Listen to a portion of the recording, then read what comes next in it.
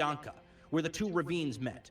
Lysyanka was beyond our front line, inside the corridor.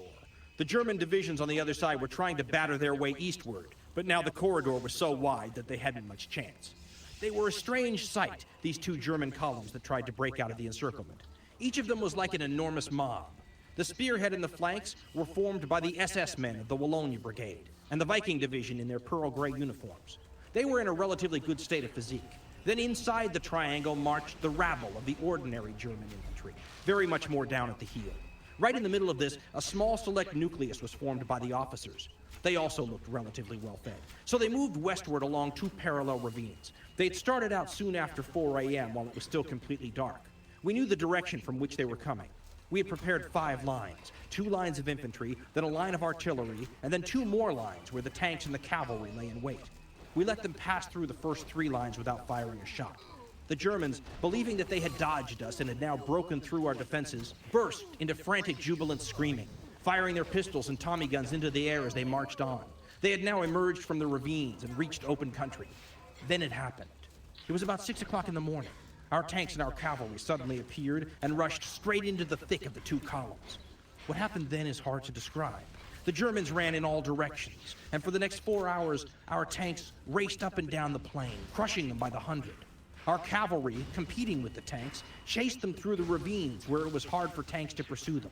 Most of the time, the tanks were not using their guns, lest they hit our own cavalry. Hundreds and hundreds of cavalry were hacking at them with their sabers, and massacring the Fritzes as no one had ever been massacred by cavalry before. There was no time to take prisoners. It was a kind of carnage that nothing could stop until it was all over. In a small area, over 20,000 Germans were killed. I had been at Stalingrad, but never had I seen such concentrated slaughter as in the ravines and fields of that small bit of country. By 9 a.m., it was all over. End quote. You can imagine that scene taking place during the Napoleonic Wars, too, time and time again as Napoleon retreated from the vast expanses of Russia with the Russians on his heels the whole way. Historian Richard Overy said that, quote, Stalin was said to be delighted by the massacre, end quote, at the Korsun pocket.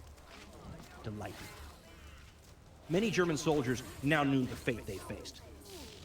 Soldier Guy Zeyer wrote that he and his cohorts, quote, all knew we were dead men with no hope of getting through this experience alive, end quote.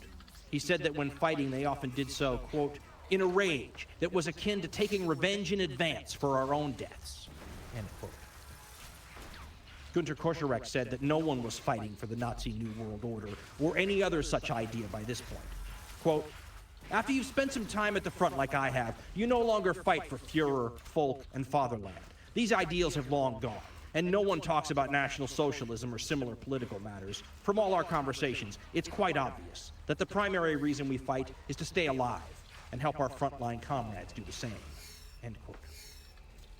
That job was made harder for Günter Koschorek and his comrades on June 6, 1944, when the Allies finally opened up their second front that Joseph Stalin's been hammering them for years now, with the D-Day landings at Normandy.